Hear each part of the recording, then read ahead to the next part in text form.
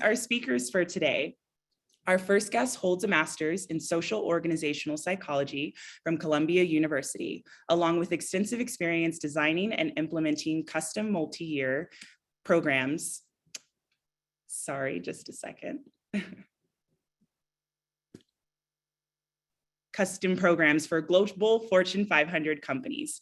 He has expertise in developing sustained behavior change across different modalities and varying topics, including leadership development, performance management, and DE&I. Please join me in welcoming Global Insight Design Manager at NLI, Craig Sherman. Craig, it's great to have you here today. Hey, Shelby, thank you so much for the warm welcome. Excited to be here. Wonderful. Our next guest partners with organizations to implement strategic initiatives for leadership transformation, culture change, and diversity and inclusion. She has led large-scale engagements with enterprises in the tech, healthcare, and media sectors. She holds a master's degree in industrial organizational psychology. Please join me in welcoming Director of Client Experience at NLI, Kristen Elstein. Kristen, it's great to have you here this morning. Hi, thank you so much for having me. Glad to be here with you all. Thanks. Our next guest is fast approaching her 7-year anniversary at NLI, and in the duration of her time here, has led strategic business development initiatives and previously spearheaded our annual summit 5 years in a row. Now she uses her event experience to assist clients in manufacturing, oil and gas, and tech to create innovative solutions for learning communications, engagement, and sustainable behavior change. Please join me in welcoming Director of Client Experience at NLI, Erin Wickham. Erin, it's great to have you here today. Very excited to be here. Thank you, Shelby, and hello to everyone. Yes. And finally, our moderator for today is not only in charge of delivering NLI products and solutions to our clients, but continues leading the charge on sustainment support and measurement data. She lives and breathes the impact of our work on organizations and the people within them. In addition, she has all the qualifications, a Six Sigma Lean Black Belt, a Scrum Master, and multiple ITIL certifications, just to name a few. When you partner with NLI, you are in the hands of a great team led by our Senior Vice President of Client Experience and Product, Catherine Milan. Thanks for joining us today, Catherine, and passing it over to you. Thanks, Shelby. Really glad to be here today. So we're so excited to talk to you all. As Shelby mentioned, we've been doing a lot of work thinking about extending the science of behavior change. So at NLI, we're all about large scale change. How do we create change? And when we think about that, we really think about not delivering training, but starting movements. Creating movements is how we get to that large scale organizational wide shifts. So we're going to talk about sustainment today, but we're really going to talk about it through the lens of starting large movements. We've got some examples to share with you all. So again, as a behavior change organization, when we think about that and we think about the neuroscience, we think about starting with this science of change at scale. So that's how we get movement started. We need to look at what is the science, what's the way in which large scale change takes place. We start with the science. Then, and this is, unique to NLI, as all of these things are, we focus on giving a few things to everyone fast. So a lot of ways that other organizations will try to enact large-scale change initiatives is by focusing on a small group of people, usually people at the top, giving them a lot of really deep, really rich content, usually just all at once, and then expecting them to go out and kind of be change agents, create those shifts within their organizations. That is both very slow, it's very restrictive, and when we look at what really works, we're seeing that that's not actually the best way to get to change, especially not get to change quickly. It's not the way to, create those movements. Similarly, we focus on, as I said, support from the top. So leader role modeling, we know that that's crucial to any large organizational change. We've done some studies showing that a lot of large organizational change initiatives fail because employees aren't seeing their leaders role modeling new behaviors. So we want to focus on that, but kind of linked to this idea of give a few things to everyone fast versus giving a lot to just one small group of people. You want to focus on the top, but you want to also focus on support from below. So how are you helping to get your large employee base behind this change, behind the movement that you're trying to create, right? It can't just be top-down pressure. It needs to be from the bottom up as well, right? And then finally, how are you equipping people to actually act on the change that you're looking for, right? And that's through tools that nudge, remind, and prompt them to practice these habits. So we focus on habit formation. If you want people to change, if you want to start a movement, you need to identify what are the crucial habits that people are going out and practicing every day that align with the vision that you're seeing. And today we're going to really focus on following the science of behavior change at scale and the tools that nudge, remind, and prompt, right? We're going to focus on those two aspects today. But again, when you're looking at creating a movement, you really need to hit all four of these.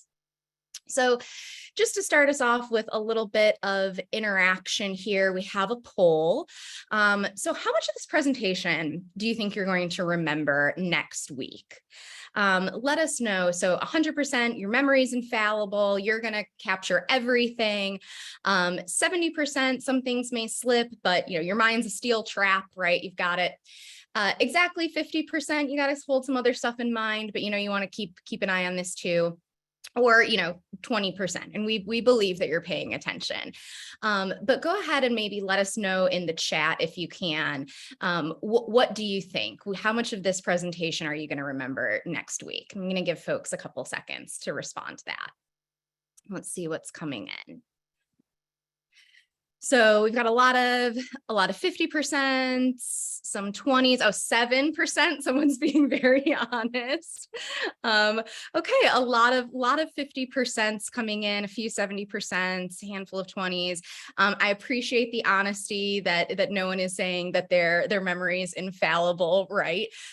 Growth mindset, our memories can always get better. We're going to talk about that in a little bit.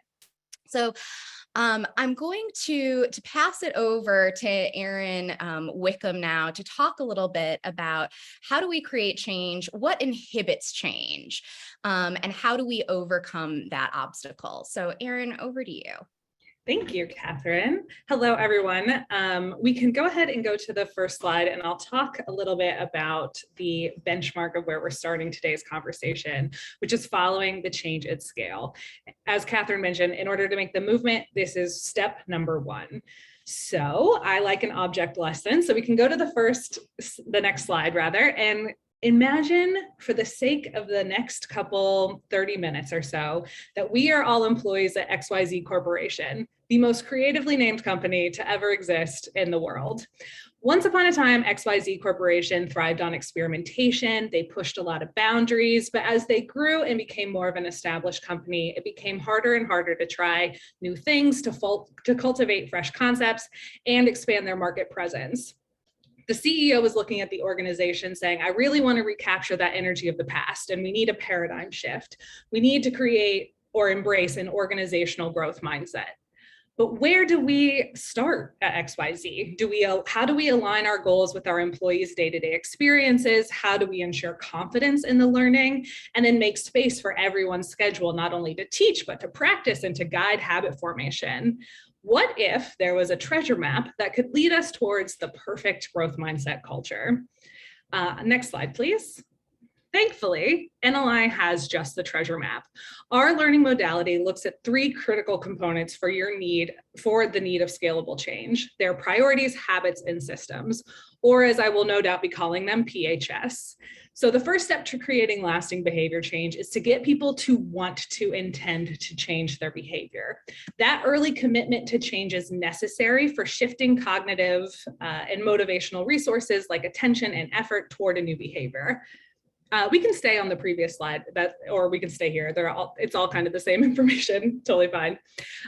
With our habits, we want our behavior to occur automatically and become second nature. And the only way to turn behaviors into habits is through the frequent practice. And our systems become the environment in the form of influential leaders, perceived incentives, and processes in the organization. And these systems can either reinforce or discourage the practice of the new behaviors that we want to become habits. if systems push against a desired habit, it's very unlikely to form even with a successful learning initiative. Together, this three-pronged approach creates a coherent ecosystem for sustained change, and we want to drive towards coherence because if everything kind of fits together well, it makes it really easy for our brains to understand and then act upon what we are learning and what we're supposed to be practicing. Next slide, please. Thank you. So change and transformation efforts should really entail or result in people engaging in new ways of doing things. And those new ways of doing things are what become our behaviors. Hence, the first task is in the planning stage of the change initiative, and it should outline clearly what it is people will be doing differently and set that as a vision from the outset. The why becomes our priority. This is the goal, the direction of change. In the case of our fictional organization in creating a growth mindset culture, this would include making growth mindset part of our mission statement or building it into our organizational goals. It's encouraging executives to talk about growth mindset in small meetings, large meetings, and facilitating that trickle-down communication through leaders and managers. And it is creating goals that measure both the short and long-term success of growth mindset in action in the behaviors you do want to be seeing. If we prioritize the messaging and create that buy-in from the outset, it's easier to create buzz, to create excitement around the change and make people want to set that intention for change. A really good thing I like to do with the priorities piece is as you're identifying what you want to do differently, contrast that to the known behaviors that already exist internally. So you can see a very clear, we are here, we want to be here. In terms of creating habits, we want to create consistent routines done by many. So this is setting a new pattern for behavior.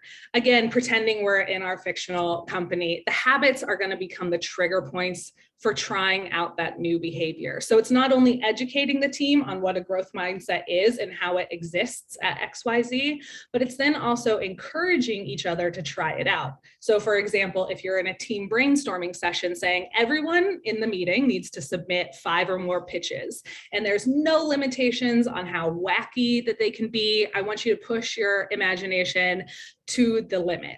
We can also create a challenge where we say in this meeting, every statement that is definitive should end with a yet, so that we can keep the opportunity open for a potential idea we hadn't considered. So that would sound like, we haven't solved our customer retention issue yet. Or we can provide the safety for employees to experiment and share mistakes with one another to encourage that sense of safe risk taking.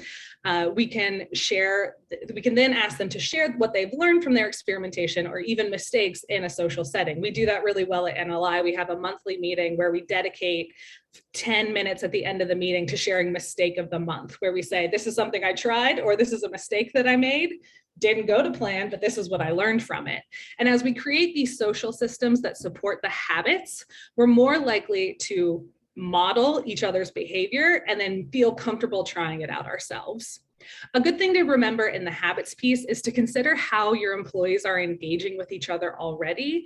I like to think about, are they communicating in Slack channels, or do you notice that everyone kind of congregates in a central eating space around lunchtime? And how can you build in reinforcement and reminders and practice to things that are already existing instead of looking at habits as an additive?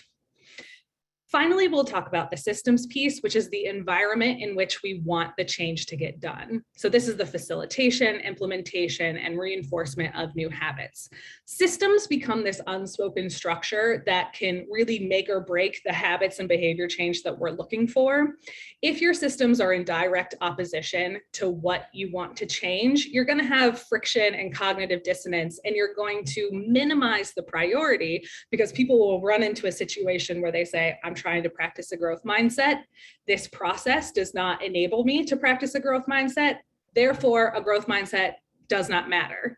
And you'll really stop the learning process in the future. So when we think about the systems, we want to think about the technology people are using, the review processes your employees are going through, or even what is going on in the calendar year within your organization. Do you have a big hiring influx in May, and how can you make sure that you are attributing a growth mindset during that time? Maybe your company is going through a restructuring, or you're redeveloping your leadership framework, and you need to make sure that growth mindset is present throughout all of that to create the through line. All right, you can go to the next slide where we have a little bit of the poll, and we can use the chat. Oh, no, we got it on the screen. So when you think about your organization, what part of PHS do you think is most overlooked in your learning planning?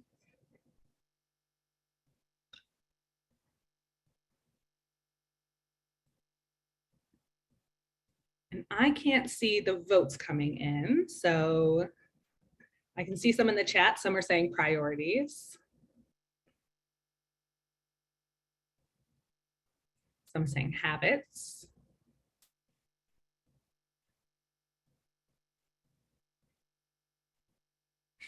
Some again, with the honesty, all of the above.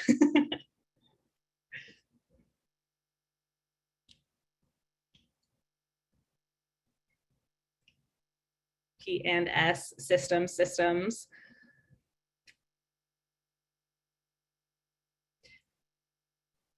Right. I'm not quite sure how long the poll has been running. If we've reached about a minute, we can kind of close it out and see where the results are.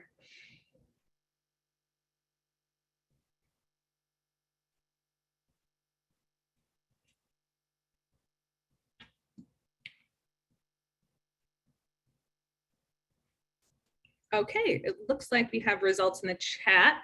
So 16% say priorities, 41% say habits, and systems is a 43%.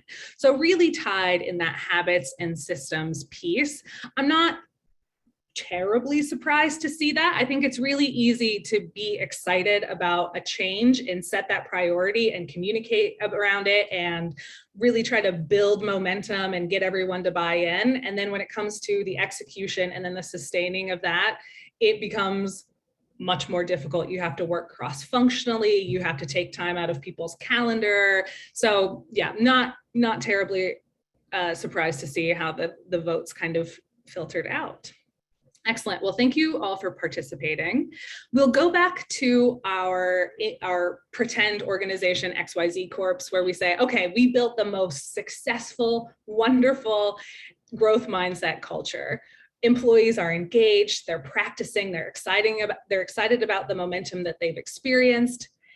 And then real life comes in. We've all been there, fresh from a conference or a retreat, bursting with new ideas and really wanting to practice. And then it's meetings and it's kids needing to be picked up from school.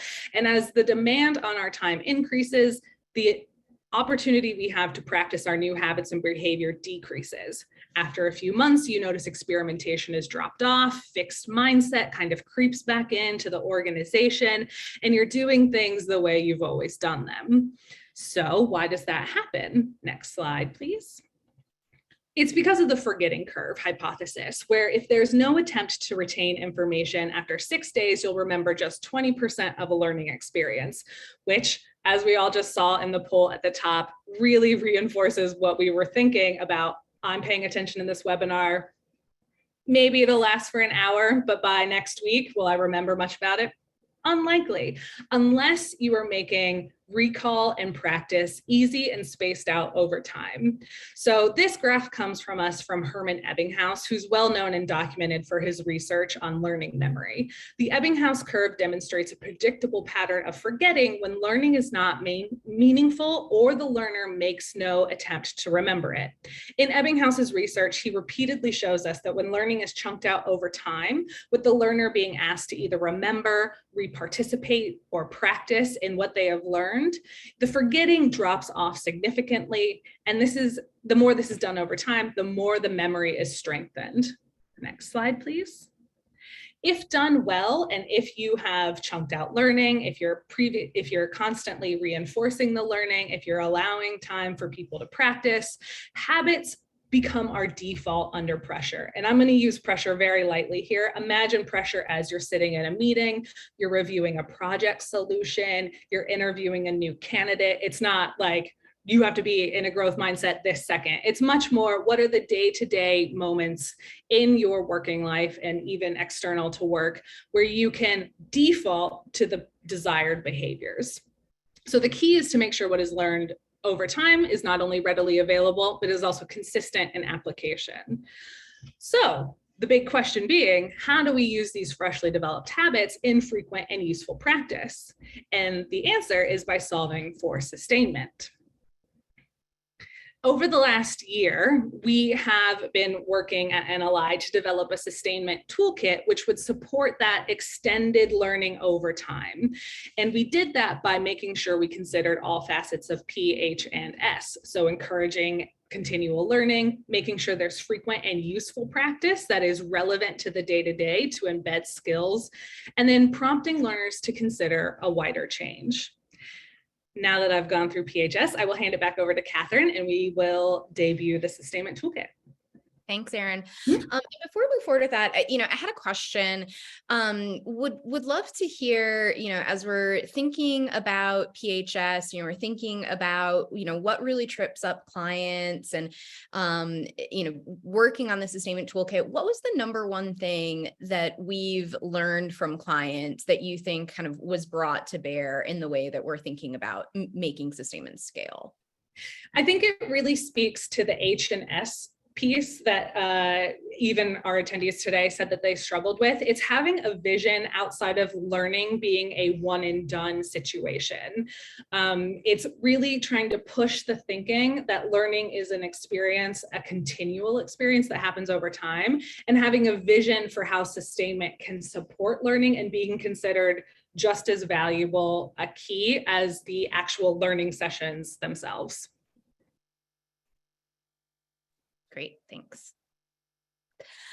So I'm going to pass it over to Craig Sherman now, our fabulous Global Insight Design Manager, to talk to us about making sustainment scale. So how are we scaling movements through the reinforcement of habits and continual practice? Craig? Excellent. Thank you, Catherine. And that's a great question, right? How do we make sustainment scale? Taking Erin's example, imagine we are still the XYZ corporation. We're trying to make a movement. We need to reach as many people as possible within our organization.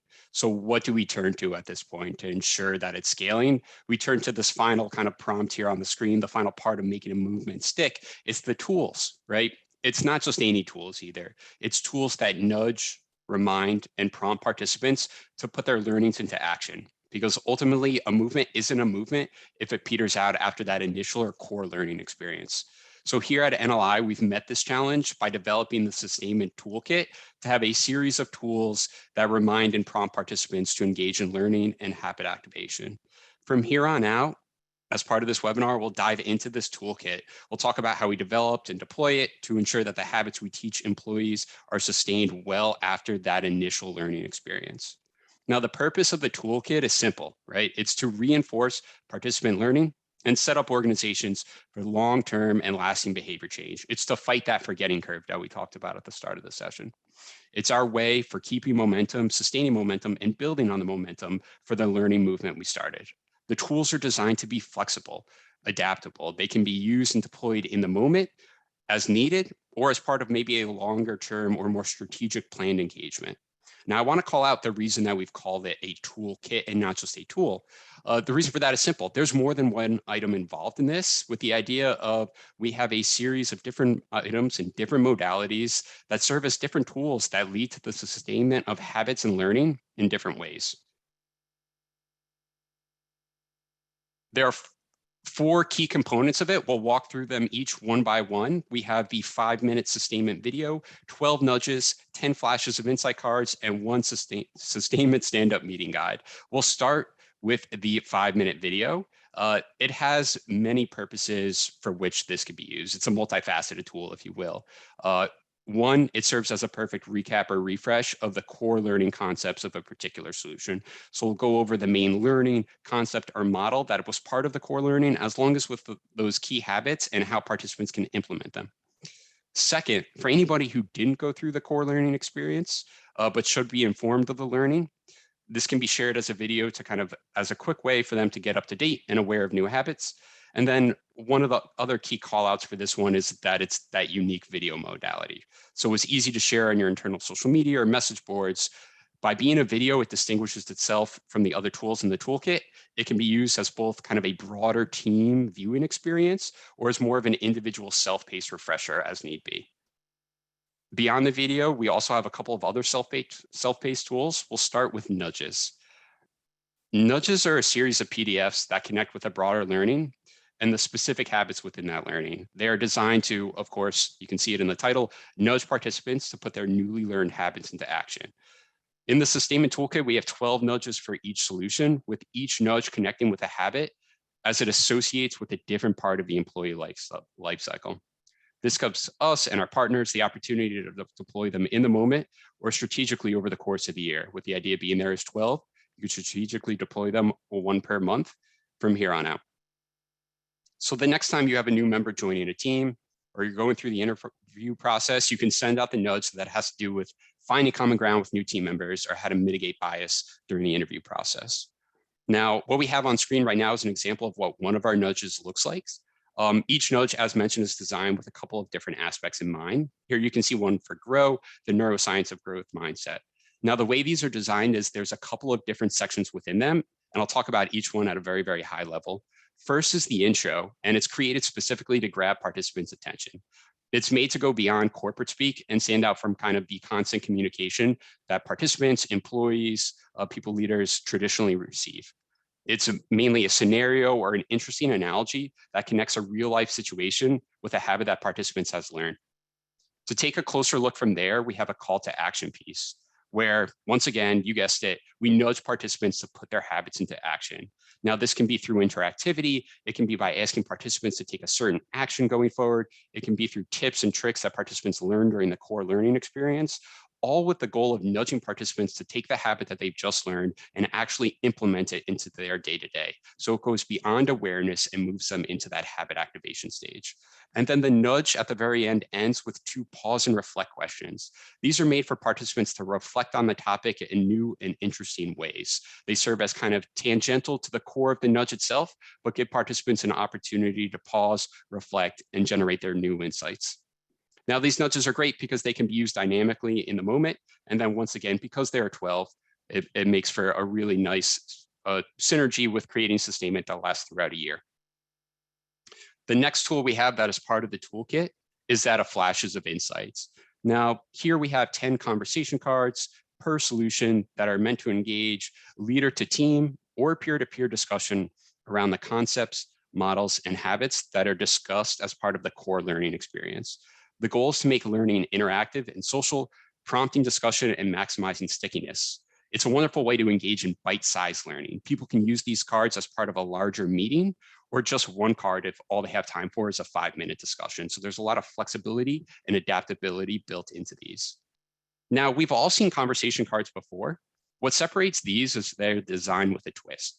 Instead of just being a digital card with a prompt or 2, we have 4 different categories for which our cards fall into. You can see 3 on the screen right here. Those 4 different categories are test your knowledge, choose your own adventure, now and later, and practice makes perfect. Each card's front has unique engagement in one of these 4 categories. On the screen, you can see test your knowledge now and later and choose your adventure. Through this, the peer or a team lead will kind of read the prompt on the front and have participants engage in either answering the question, performing an action, or choosing their own adventure.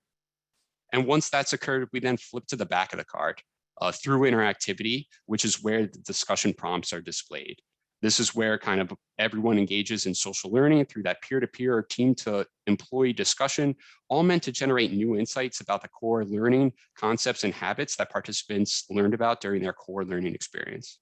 Now, this isn't the only tool that engages participants in social learning. To discuss the Sustainment stand-up, I'll pass it over to Kristen. Thanks, Craig. And I'm really excited to talk to you about the last tool, the Sustainment stand-up. So this is designed to help facilitate 3 15-minute conversations around the behaviors. So since it's a shorter discussion, it can be carved into at the beginning or end of an existing meeting. It doesn't have to feel like it's just another thing. You can fold it into an existing process. So let me show you an example from Grow.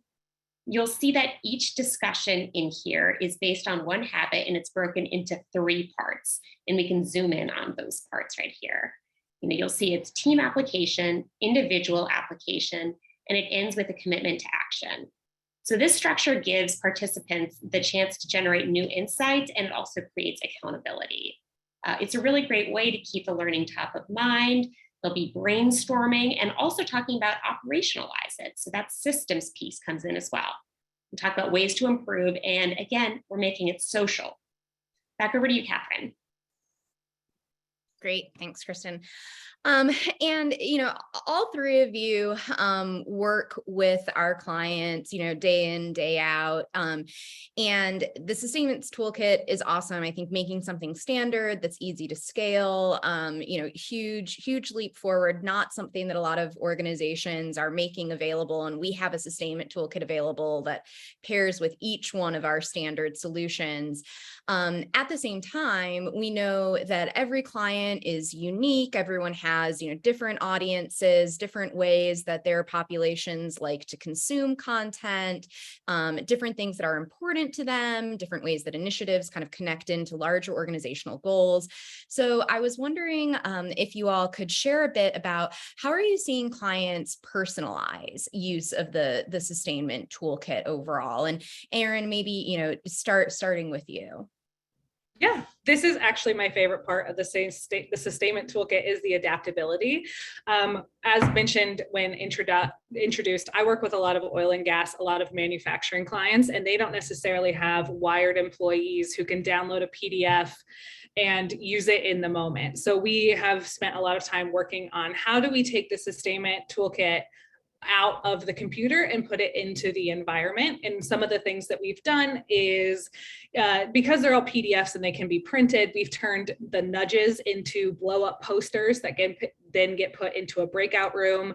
I have seen some of the Sustainment flashes of insight turned into Kahoots or little quizzes that are just pushed through a employee's device if they have one. And that's a quick little engagement for them to use it if they're out in the field.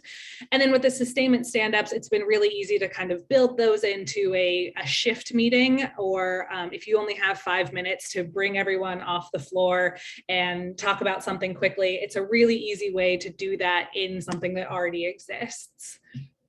Those are a couple examples. Awesome. Thanks, Erin. Kristen or Craig, anything to add to that? Other interesting things you've seen clients do with the toolkit? Yeah, for sure. I'll jump in here. When it comes to the flashes of insight, we've seen clients print those out and laminate them, make them actual individual conversation cards that exist within a break room or a lunch setting somewhere that employees are consistently in, where they can kind of take the time to engage in these bite-sized conversations. We've also seen them printed out and put as pocket cards. So things that participants can put in their wallets or things like that, pull out when they're ready to have a conversation. Great. Thanks, Craig.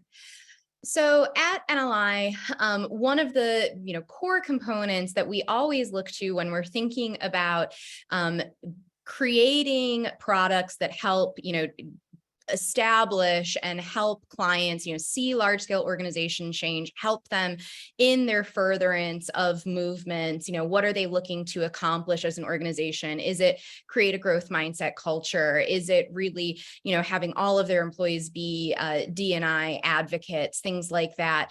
How are you making sure that what you're doing is effective? How do you know that it's working? And Kristen, I'd love to hand it over to you now to talk about measuring impact, and especially looking at, how are we seeing behavior change over a extended period of time? How are we gathering kind of longitudinal data to make sure that what we're doing is actually effective? Absolutely. So I'm going to talk to you all about a new measurement offering at NLI, the Behavior Change Pulse. So this pulse, it's a short 5-item survey that can be deployed 3, 6, 9, or even 12 months after a learning event intervention, or all of the above.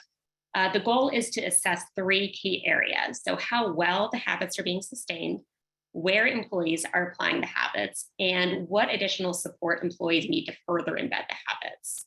So I'm going to share results from 2 clients that have set to shift towards a growth mindset culture, starting with Lockheed Martin. So if you're a regular viewer, you might have seen us debut the Lockheed Martin results, but we're going to talk a little bit more about them today. So Lockheed Martin set out to encourage growth mindset and create environments where feedback and learning occurs, create a common language, and make growth mindset a common practice by making it pragmatic, simple, and easy to apply. You'll see the results here. They were really, really strong. They were assessed 2 weeks after the learning intervention. And you'll see here what we call BCP. So that is behavior change percentage. And to do that, we look at the proportion of participants who are using a given behavior at least once in the last week. So we were particularly excited to see that 95% BCP for learners discussing growth mindset with others at least once per week. But all of these are really, really solid. So this is encouraging data, but it was collected 2 weeks after the learning intervention.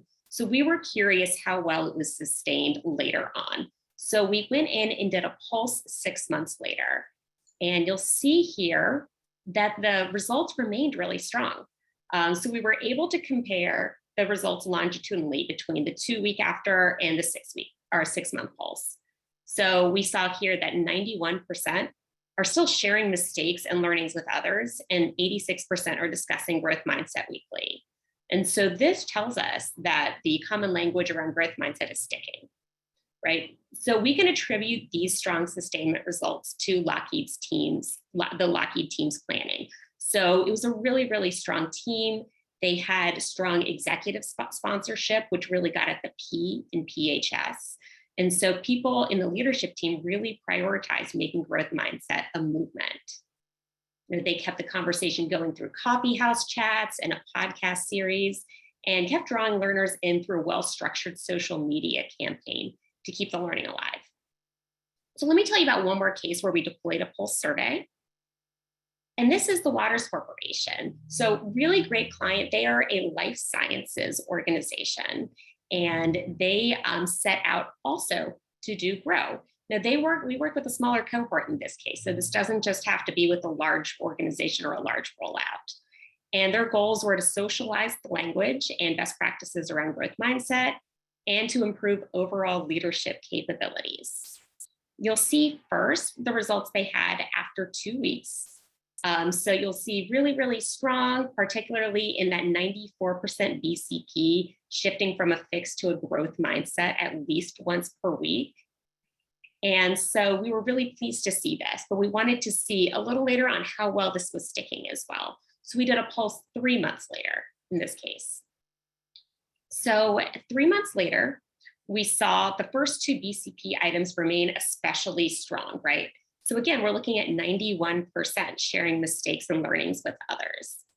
The results also identified that there is an opportunity for more dedicated forums for learners to discuss growth mindset and practice experimentation. So overall, really consistent results with a little bit more opportunity for discussing growth mindset and making that language social. Thanks, Kristen. Yeah, these are really impressive, really encouraging results. And I want to dig into something that you touched on at the end there before we go to some audience questions, which is, how is a behavior change pulse able to be useful to practitioners in thinking about, okay, what do I need to go do now? What should I be doing more of? Where do I need to refocus my efforts?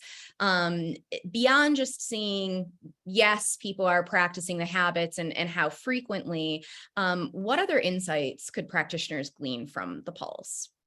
Great question, right? Because this is a pulse, so we wanted to keep it really short. But there are 2 other key questions that we ask here, which is, where are you applying what you learned?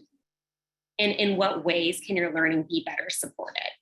And so we wanted to ask those because we wanted to see, first of all, where is this sticking? Where is this working? In what processes? Is it team meetings? Is it one-on-ones? Is it in solving problems? And where is there some room to refocus or to create nudges or deploy other interventions? And then by asking people just outright, how can your learning be better supported? Practitioners have information about what they can do about it. Is it sending out more communications? Is it encouraging leaders to do more role modeling of the behaviors and using the language more? Is it carving out time to practice, a dedicated opportunity to practice? You know, we love to hear that learners are actually asking for more time to get together and learn. And so in that case, we could then go in and, you know, use the sustainment stand-up or even schedule an insight refresh session. That's great. Thanks, Kristen. And I'm going to bring us all back up a little bit bigger on video now to have a little bit of discussion. We've had a really active chat coming in. So I was wondering, Kristen, if you could address, you know, this question maybe. So what kind of response rates did they see on the Lockheed and the GROW surveys in terms of getting those responses from the behavior change assessment and the pulse? Yeah, absolutely. So Lockheed had a really great response rate. The number of responses actually increased from the behavior change survey 2 weeks after into the 6 months afterwards. So initially 365 responses, so really, really high end size. And then for the pulse, and we attribute this to being, it's such a quick survey, it's really easy for learners to complete, 571 responses. So, and for Waters, it was a smaller group, it was 40 participants, so just one cohort, but they got 33 of their 40 people to respond to the behavior change assessment 2 weeks after, and then 32 of them to respond to the pulse. So really consistent. That's great. And wow, yeah. So Lockheed actually had more people respond to the pulse than to the behavior change assessment. That's really interesting. Yeah. Okay. And just kind of putting on my measurement team, you know, hat, I'll say there that in general, in terms of, you know, response rates to surveys, there's a lot of variations. There's a lot that you can, you know, go out and read about what is a good survey response rate. And it varies based on what you're asking. So for example, general employee engagement or employee experience surveys, people tell you that you want to try and target around 80–85%. When you see much higher than that, especially when you get into the 95%, that's actually bad because it means that either your company is forcing people to complete a survey when they, you know, those types of surveys shouldn't be mandatory, or people are so upset that they are really eager for a chance to provide feedback. Because what we know is that what we tend to see in terms of survey completion in general, so not the behavior change assessment, but just general kind of the way that people interact with surveys is they complete surveys when they're very, very happy or when they're very, very upset. For the types of surveys that we deploy, so looking at actual behavior change, we like to target something more around a 40 to 60 or 70% completion rate. And the variation there really just has to do with you know, how many people are you launching to, you know, what Aaron and Craig, you know, have been discussing, how are you creating that movement, the importance that you're putting on it. But since we believe very strongly that training should be compelling, not mandatory, and the types of questions that we're asking, you know, our response rates tend to be a bit different than what you would expect from something like an employee engagement survey. So thanks for that question. We have another one here coming in. So what's your recommendation on how to send nudges to end users? How do you measure engagement with the nudges given an environment where end users have email fatigue or avoid reading them? So Aaron and Craig would love to hear your thoughts on that, and Kristen as well. For sure. I can probably take the sharing, and then maybe Craig, you can take not email fatigue, but what was the second part of that question? Sorry. Like if they're just not reading that. Engagement. How Okay. are you? Okay. Yeah, perfect. The best part about the nudge is the adaptability. So it could be you send it just in an email body as a PDF. That's all that it is. You link it out to an LMS. I have a client right now who it linked all the nudges to an LMS. They have a little prompt to go view it. And then they actually have like KPI targets on the nudge itself. So you can see if people clicked or some of the nudges are interactive with forms that you can fill out, or they link out to additional resources. So you can set those as targets for engagement. Excellent. And I can jump in and talk about kind of how you break through that static and ensure that participants are kind of engaging with the nudge, whether they have email fatigue or not. One of the key things we do, and I kind of spoke about it a little bit at the start, was kind of the key hook or the introduction of the nudge is using language that separates it from traditional corporate speak. So I know we kind of briefly went through an example, but at a high level, they really try and tie in experiences from outside work. So using the concept of analogies and things like that to really gather the participants' attention. And one of the creative ways you can even make that shine through to ensure that participants are actually reading the nudge is to include that in the subject line of the email that you send out, something that's different from what participants normally see in terms of their email, enabling them to click on it. And we feel confident that once they click on it and they start reading it, the hook is so unique and different than what they read otherwise that they'll stick with it, they'll get to the call to action, and they'll end up being nudged to obviously put their behavior in action. To that point, even the one we shared saying, I tried something new yesterday, if that was your email subject line, I don't know the number of emails I've received with that kind of subject line before. So it has an almost like instantaneous emotional response that we've tried to be intentionally provocative about to get that attention. Yeah, I think every client that I've shared the nudges with has made some comment about like, oh, these are really fun, or they're funny, or they're, they're different, right? That they're not designed to be just informational, i.e. dry, right? They're very kind of interesting and put like a different spin on things. There was one question coming in the chat kind of that links back to some of the measurements, the impact questions that I wanted to address, which was, are those self-report numbers? So just to share there, the results that we looked at from Lockheed and Waters are self-report numbers, but we do have what we call a direct report or a colleague survey, where we ask people to share what they're seeing their managers or colleagues who have been through an initiative do differently. So we are getting kind of a 360 view there, which is really nice. So it is self-report plus, a bit more there.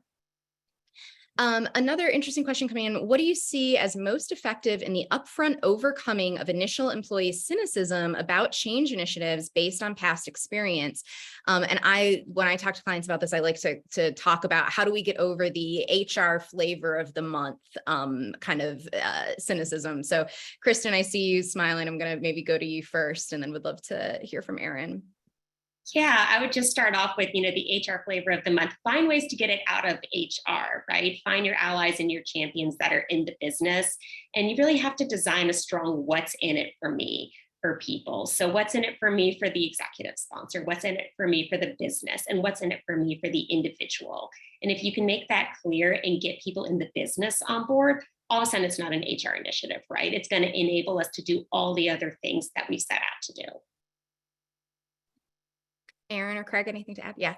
Yeah, 100% would agree with that. Get it out of HR, make it very clear to the end user what they're getting out of it. I always like to tell my clients, I am the cynic in the room. And that's why I was so excited about helping design the Sustainment Toolkit, because it was like, okay, if I'm the one I'm trying to market to, and I think it might all be bunk, then like, how do I reach myself? And how do we come at it with that viewpoint of using what we know in the science and the research to really capture those who may be somewhat resistant. I think another part of that in terms of getting it out of HR is just making it more fun, making it adaptable, making it fit the environment that exists.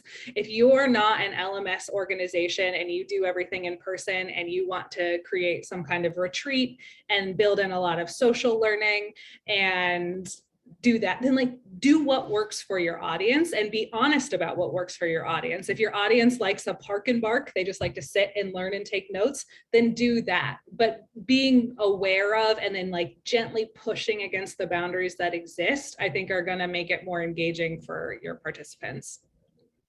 Yeah, and I think that really gets to the heart of it again, making things compelling, not mandatory, that it's always easier when you can do something that people want to be a part of, right?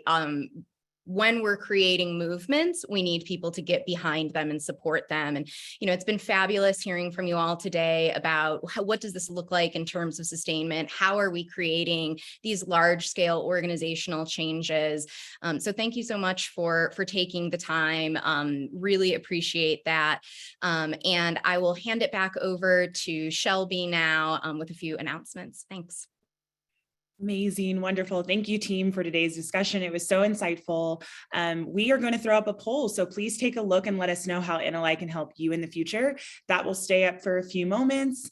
Now, for our typical announcements that we have, we want to thank you for attending today again, staying engaged, sharing your thoughts and questions in the chat with us. We can't have these conversations without you. If you're still hanging on, we'd love to hear your feedback. So if you'd be willing, just drop your ideas into the link that we will be sharing in the chat. Our hybrid survey. So the hybrid work saga is continuing for leaders and teams around the world, and we want to put a fun spin on that and invite you to join in on NLI's research. So here's how. Visit surveymonkey.com/r/hybrid next. That's one word, and our team will also drop that link in the chat for you. Insider exchange, specifically for senior executives. If you enjoy your Brain at Work Live, we think you'll really love the Insider program. We invite you to join this exclusive opportunity where you can sit and have roundtable discussions with our leaders and get a first look at new research and insights that are coming from NLI. So to apply, follow the link that's shared in the chat as well. We're hiring. So if you're interested in joining our team and being with us, visit neuroleadership.com/careers to learn more about our open positions. Just to plant the seed and put it on your mind, Summit 2023, we're already jumping into working on that for next year. So be on the lookout for new information later this year. And then our podcast. If you enjoyed today's conversation, you'll love the podcast show. So make sure that you subscribe. You can check it out wherever you get your podcast on demand. And this is where we officially say farewell. So on behalf of today's guest and our NLI team behind the scenes, thank you so much for joining us. And we hope to see you when we return next week. Have a great week and weekend.